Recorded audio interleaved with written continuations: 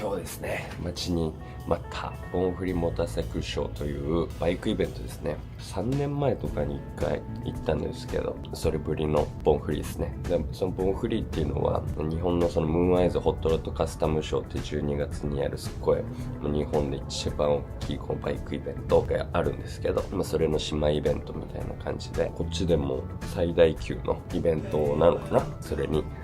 今日は、遊びに行くので、それでなんか Vlog っぽく撮れればいいなと